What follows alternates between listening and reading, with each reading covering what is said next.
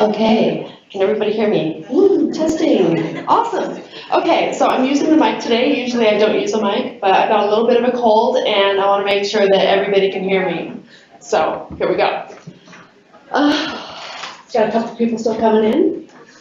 All right, so you guys are here today because you want to know more about the power of scheduled forms, because it is that exciting. The power of scheduled forms. Let's be pumped after lunch, right? We're very excited. Okay, this is my mantra. There is joy in repetition. There is joy in repetition. There is joy in repetition. And fortunately, scheduled forms allows repetition without getting hit in the eye with a baseball. So, we like scheduled forms. They're happy things, not baseball in the eye things. All right, so the main thing to think about is the schedule. And of course, the basic question, why would you want to schedule forms to be launched? Well, it gives you confidence that activities are actually going to happen when you need them to happen. Plus, you always have the ability to get into the system, intervene, stop something from going out if you need to, or launch something ad hoc if you need to launch something sooner than the schedule says to. You've got the power to pre-populate forms with data that needs to go out over and over and over, like with equipment calibration and maintenance. You have equipment that needs to be calibrated once a month. It's always going to be the same piece of equipment. There's always going to be the same methods used, the same bit of data that needs to be passed on to the person doing the equipment calibration. Pre-populate the form, put it on a schedule. You don't have to worry about it. And we have 3 different types of scheduling, and that's where most of the focus today is going to be on. We've got date-based scheduling, which is pretty self-explanatory. Date-based scheduling, it's on a calendar. You've got task-based scheduling, which is a little bit different and not one that you really think of as being scheduled, because any type of scheduling that you do is just saying you need something to happen and telling it when you need it to happen. So if you say something needs to happen when something else is finished, that's task-based scheduling. And finally, we have rules-based scheduling. If you're familiar with My Rules at all, this is probably something you haven't really considered. In addition to sending somebody an email plus a report, you could also launch a form at the same time. Kind of cool. And my clicker. Clicky. Okay. So when you're looking at the schedule in Master Control, there are icons that will tell you what type of schedule that particular task is on. So based on the icon that you see, right along the left-hand side, hopefully that's big enough for everybody to see, you've got rule defined with the little arrow pointing up. You've got date defined, which is that recurrence icon. And then you've got task defined, which means something happens and then boom, something else happens. It's like a mic drop, boom. Okay, so there are some activities that occur no matter what type of schedule you're going to start with. You're always going to pick the route name that you want to launch, because as we all know with the process module, the form and the route go hand in hand. You launch the route, you launch the form. So you pick your route, you pick whoever's the originator is going to be, whoever's going to get it on step 1, and then you give the task a name so you can identify it in the schedule. So you want to make sure that it's something that you wouldn't mind seeing over and over in the schedule. So here I just say thermometer calibration. My instructions, conduct monthly thermometer calibration per SOP 2058. I totally made that up. And I say and I picked my route from my dropdown. So because you can just pick it from dropdown, really you could do this with any form that you create or any of our solutions. So something to consider. Then right below that, there's a button that says pre-populate the form. That gives you the ability to put the data in that you want to repeat every time you want that form launched from the schedule. You can still launch one of those routes off of the schedule and not have that data pre-populated. But you can put in some recurring data with this pre-population for this particular launching. So then below that, you've got your schedule information. And that is where you pick whether you're going to go date-defined, task-defined, or rule-defined. So we're going to start with date defined.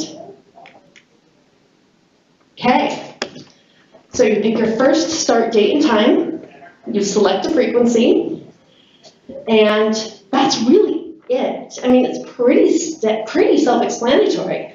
I say I want this to happen at 12 a.m. on October 12th, and I want it to happen every 1 month. So starting tonight, it's going to launch at 12 a.m. of the next day, and it's going to happen every month on the 12th at midnight. So I can pick, every month, every day, every year, every 2 weeks, every 6 months. I can pretty much do almost any combination there. So I can really get my schedule just the way I want it. I'm going to go ahead and open it up for questions on date-defined scheduling at this point. Bueller.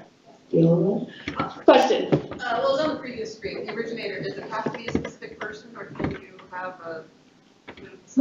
It does need to be a specific person. Okay. And that's what we're talking about right there, that select originator. Alrighty, we're going to move on. Okay. What is a grace period? This is something that is built into the equipment calibration and preventive maintenance processes within Master Control. So this is pretty specific to our solutions. So the date created, so the date the form is launched by the system, plus the grace period equals the task due date. So let's say you set a 30-day grace period, and it launches on the 10th of October. So 10th of October plus 30 days gives you your due date for that task. So you set the grace period, it's always going to calculate that no matter what the schedule is. Whether your schedule is every 2 weeks, it's going to calculate 30 days out for that grace period. And it just creates a little bit of a buffer. I'm going to take a drink of water.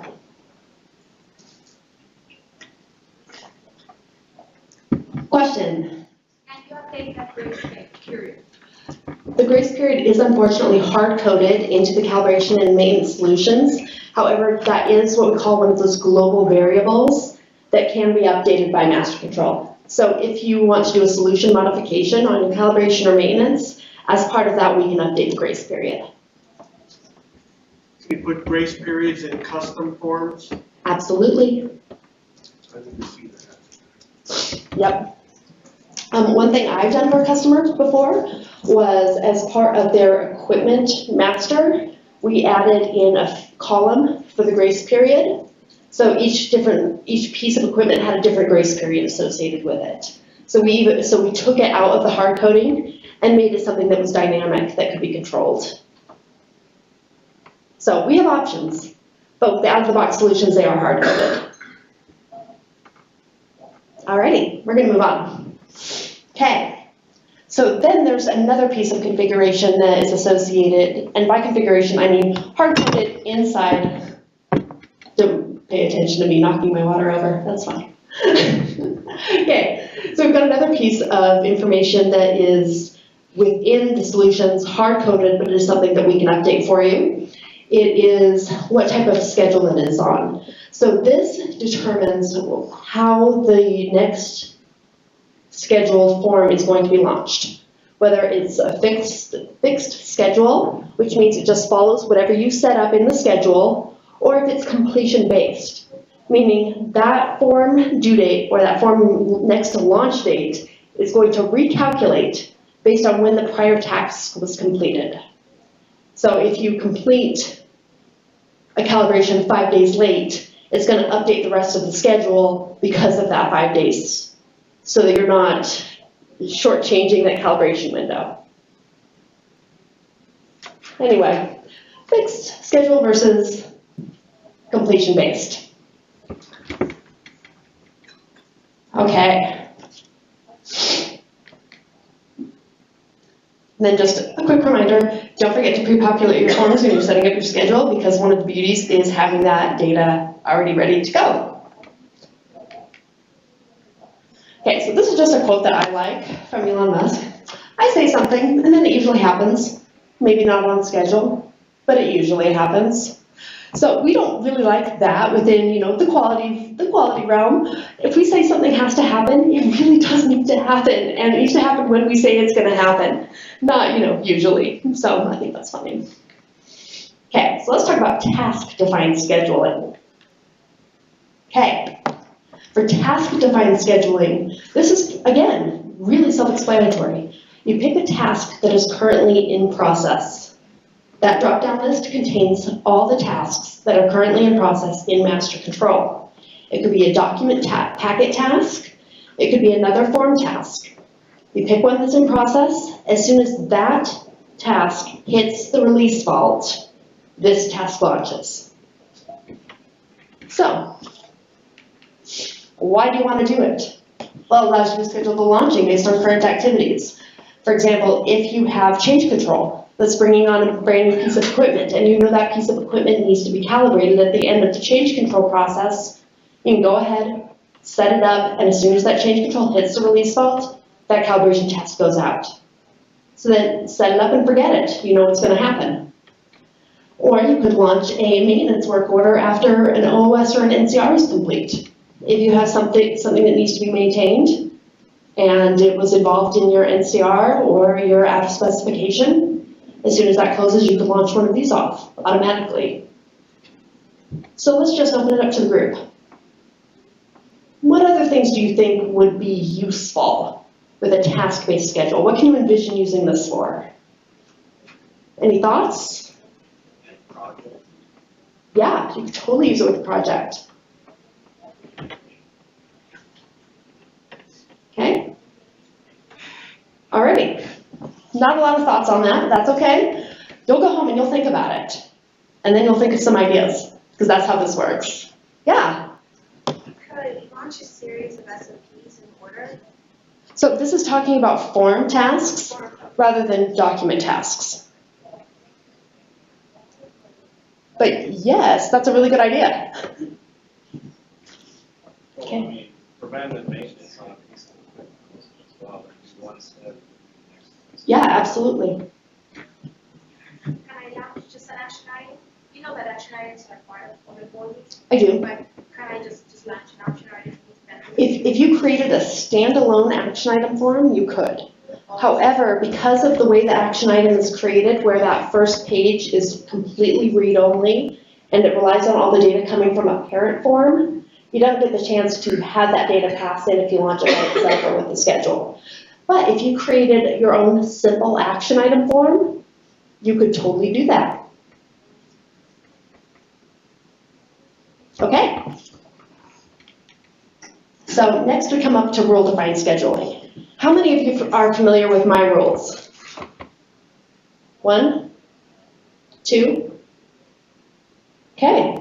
So my rules within Master Control allows you to create an email notification that is dependent on a criteria from a report. So when data shows up on the report, the email goes out with a copy of that report attached to it. So it's a really nice way to notify executives of information that they need to know about, but don't necessarily need to take action on personally, but that they want to be informed about. So, along with that, this allows you to schedule the launching of a form based on report data. It allows you to do trend-based automatic form launching. It allows you to notify somebody and launch it at the same time. So you need to think about specific cases that need to initiate specific forms and notifications at the same time. That's when this becomes magic. Okay, so here are just some scenarios I came up with. Yeah? Well, we can notify somebody on an initiation of form. What about notifying someone on the completion of form? So this isn't anything to do with the notification of a route. This is something outside of the route itself where you can set up a notification. Okay, so I'm going to show it to you in just a second. All right, so if you have many complaints from a single site, you could notify somebody of this trend and launch off an issue review. You could report on the form cycle time averages. If those are unacceptable, you could start a process improvement project. If you've got corrective maintenance repeatedly based on the same cause, launch off an issue review. Lots of events being created, use event card reports to identify and then respond. So anything you can create a report off of, you can create an automatic launching of a form. So you could also use analyzer agents in this way, but it wouldn't send out kind of a custom email with a notification and a report. That's more of a get the information, look at the records, and then click the button to launch a CAPA if it's needed. So you could use them for the same things, but they're a little bit different.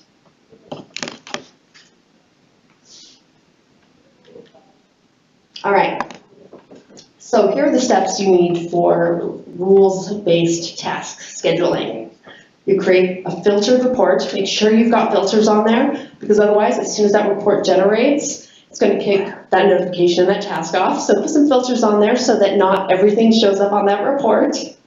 And then you want to create the rule-defined task, and you want to set up the rule. And remember, you have to have rules access to fully set up a rule-defined task. So this is a right within Portal, so make sure you've got the rights to do my rules. And it's under my settings. That's where you'll find it. Okay. So from the scheduling, it looks just the same. You just click rule defined, but you won't see anything else on the schedule. Once you click rule defined, there's no other fields you fill in on the task scheduling itself. Everything else is handled on the rules screen. So don't freak out when you don't see anything here, because you won't. Okay, so then you go to my rules. You can enable or disable rules, meaning you don't always have to have this running. So it's not always going to check for the report and send out that notification. You can turn it off. Give it a name. Pick which report you want to look at, and then set a threshold. So you can look at a certain value on that report, and then define what the results are. So for this case, I want to know on my observations by finding from the audit module where the audit number, where the results are greater than 0. So if anything shows up on this report, I want this rule to trigger. But you can put in some pretty good rules there based on whatever report you've set up. Then I define what format I want that report to generate in when it gets attached to that email, Excel or PDF. And then I pick which task I want to launch. The only things that will show up in this dropdown are the tasks that, under the schedule tasks, you identified as being rule-based. So that's why you've got to do that first, then come in and do this. Otherwise, things don't show up and it's very confusing. So you do it in order and you're good. Okay, so the next thing you need to do is tell the system how often to look at that report. So as part of your filters, you may want to put like a date range on there. If you want to check every 1 day, so then you're not looking and getting reported on every other day or anything like that. You want to just be notified once about an event and not over and over about the same event, especially if you're launching a task associated with that. You don't want to launch 20 tasks because it keeps seeing the same event on a report. So make sure you've got that report filtered. Okay, and by the way, this will work just the same way in version 11.7. These screenshots are from 11.6. There won't be any difference in 11.7 with J reports. Okay, so here I want it to start looking at 12 a.m. and I want it to look every day at 12 a.m.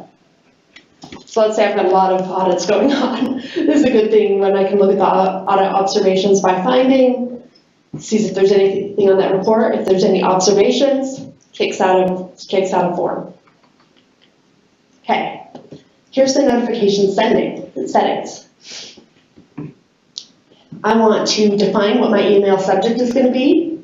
I want to pre-populate the email bodies. This is really custom. You can identify whatever you want that email to say. So it's not going to be a system notification. It's going to be an actual email. It'll come from the system, but with your custom text, which is nice. Then you pick who you want to receive this. So I'm sending this to all the executives because John wants to get an email, right? Okay. And Kermit because Kermit. And yay, everybody gets their reports and their notifications and their forms launch. Okay. So, any questions about rules-based launching? We're going to start here and we're going to work our way back. When that email shows up in the executive inbox, right, is there a report attached? There is. So they get that report attached right to it. We're going to go that way and that way. Character limitations in the email body? Not to my knowledge. But try and keep it brief, it is for the executives, right? No, it's for whomever you want it to be for, but short emails are always better. I know this is related to 11.6. Is any of this similar in earlier versions? It is. Okay. Just my screenshots are from 11.6. Okay. I'm not sure what the first version we had this in was. I'd have to go back and look. But if you're like on 11.4, 11.3, 11.2, 11.5, you're good. Okay. Any other questions? Alrighty. Honestly, this is one of those kind of things that you want to go in and you want to play around in your dev site, play around with those reports, get them set up just the way you think you would potentially want them. And as long as you have an email server hooked up to that dev site, you can test it out before you turn it on for reals. Alright, so let's talk about reporting with scheduled tasks. The tasks are only available for reporting once they have been launched. That's when they get saved and saved to the database. Because otherwise, they don't have an info card. And they can't be reported on until an info card exists. So, once it's been launched and that data has been saved to the database with the info card number, then they'll start showing, it'll show up on the reports. Okay.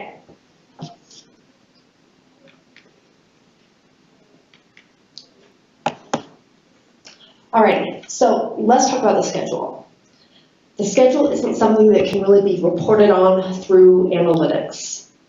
What you can do is filter down the schedule screen to produce something that you can print out. For example, for my monthly calibration schedule, I just put in a filter for calibration, the word calibration and the word month, and it filtered down the tasks that I wanted to see. So I can print that out, and that's a printout of the schedule for the upcoming months. I can put in October, and the scheduled date, it'll filter based on that, and it'll give me my calibration schedule for October. It's all about the filtering. And you can click on the column headings to reorder the data. So there, I clicked on scheduled date, and it reordered based on the scheduled date, and that was it. So I can see them in order. All right, guys, it's kind of short, but kind of sweet. We are way under time, so seriously, any questions, anything you guys want to talk about? Do you have access to do any demos? Do I have access to do any demos? Yes and no. I currently don't have my schedule set to run because it's on my my little development site, and I don't want all those tasks being created. So I can show you the screens, but I couldn't show you what it looks like when it generates. Yes? What you were showing with the maintenance and calibration module, Yeah. I want to use specific forms for each instrument type. HPLC is different than UV type Mm-hmm. thing. And the examples you showed with the calculation of the due date, 30 days, how much slack time or grace time you have, your date, and then of course, calculate when it's due. If I use that module and create my own custom forms, will that function be available? Or else I'm going to go ask the experts how to get that into a custom form. So we would be happy to make you a custom form with that functionality, or custom forms with that functionality. I have all the custom forms. If I learn how that functionality is done, I might be able to just update all my forms. So we can't really teach you how to do the coding, but we can absolutely take what you've done and help you out with that functionality. Because I use the Excel form builder. Right. Which makes things pretty simple to build a form. Right, so yeah, that functionality unfortunately is not available through the form builder. Okay. So we would have to take those forms and transfer them over into HTML, which means you won't be able to use the form builder to update them later on, Right, and then add in that functionality. so it's added through HTML. It's added through HTML and JavaScript. That answers the question. Okay, good. I'm glad I eventually got around to the answer, right? Okay, any other questions, thoughts? Yeah. Yeah, we're thinking about doing calibration and maintenance next, and I'm struggling with, like, kind of, just put forth, right? If the Analog solution is kind of locked out, right? Not much you can do with that. There's different pieces of equipment. In your experience with other companies, have you seen them set up multiple forms, kind of based off that solution that you already have, and then implement kind of the same way? So we've done quite a few things. So we've done solution modification. So you get up to 50 field changes, adds, removes, hides with the solution modification bundle. So we can modify the current solutions. If it pretty much works for you the way it is, but you just need some changes. And that, includes making the change so that it pulls the grace period from, a data structure that you could update, something like that. That would be included in that bundle. If you want to go even further than that, we've done custom equipment calibration and maintenance forms, similar to what that gentleman over there was doing. And one thing I'm doing right now is creating a setup with the customer where each piece of equipment is housed on an info card, and the calibration form pulls in the data about the equipment from the equipment info card. And where- So we can do lots of crazy things So the info card is housed in the docs? in the docs module. Yes. From the equipment and calibration module, do you have any solution to display a master list of equipment? Because I know the equipments are based on a data structure, and as you show, filter, you can filter on the schedule, but can you have any display of the actual equipment list? The equipment list, because it is a data structure, you can always export the data structure as an Excel file. But you won't have the nice picture of the board and the filter. Right, yeah, that's the schedule tasks, and it doesn't display the equipment as part of that. Because it's not really an equipment module, it's the process module. If it were like a full-on equipment module, that would be different. Okay, you got another one. Can you import into that process the calibration and maintenance module To kind of pre-populate the schedule with an import? with a bunch of different, Yeah. Yep. Yeah, if you do the import forms functionality, as part of that template that will get kicked out for those routes, there at the very end there's a column for the schedule. And that's all date scheduling, not any of the other kind of scheduling. All right, we're losing some people. And if there's nothing else, I'm available to answer any questions one-off, but I think we'll shut it on down. Thank you, everybody, for your time and your patience.